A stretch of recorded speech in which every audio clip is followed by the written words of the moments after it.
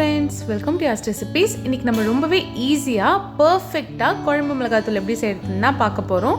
எந்த குழம்பு வச்சாலும் இந்த மிளகாத்தூள் ஒரு ஸ்பூன் போடுங்க, டேஸ்ட் ரொம்ப சூப்பராக இருக்கும், நல்ல வாசனையாகவும் இருக்கும். வாங்க அது எப்படி செய்யறதுன்னு பார்க்கலாம். அதுக்கு முதல்ல 1/4 கிலோ அளவுக்கு சீரகம் எடுத்துக்கோங்க.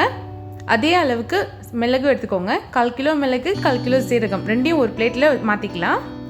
மிளகு சீரகம் இந்த அளவுக்கு போட்டால் தான் குழம்பு நல்லா வாசனையாக இருக்கும். இப்போ இதோடவே 100 கிராம் அளவுக்கு சோம்பு சேர்த்துக்கலாம். 100 கிராம் வெந்தயம் சேர்த்துக்கோங்க. வெந்தயம் அதிகமாக சேர்க்கக்கூடாது, கசப்பு வந்துடும். 100 கிராம் கொம்பு மஞ்சள் சேர்த்துக்கோங்க. நல்லா 100 கிராம் அளவுக்கு காஞ்ச இஞ்சி சுக்கு சேர்த்துக்கோங்க. இதோடவே 100 கிராம் அளவுக்கு கடலைப்பருப்பு சேர்த்துக்கோங்க. 100 கிராம் துவரம்பருப்பு சேர்த்துக்கோங்க.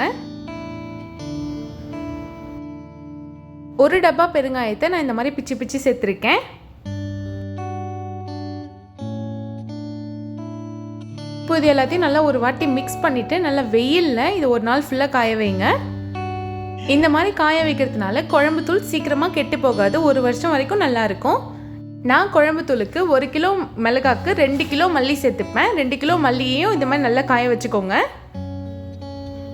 நல்லா இந்த மாதிரி பரப்பி விட்டு காய வைங்க, அப்போ தான் நல்லா காயும். இப்போ 1 கிலோ மிளகாவை இந்த மாதிரி காய வச்சுக்கலாம். இப்போ இது மூணுமே நல்லா காயட்டும். காஞ்சதுக்கப்புறம் அரைச்சிக்கலாம்.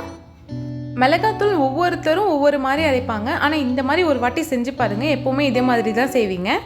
நல்லா காஞ்சதும் இந்த மாதிரி நல்லா பொடியாக அரைச்சிக்கோங்க.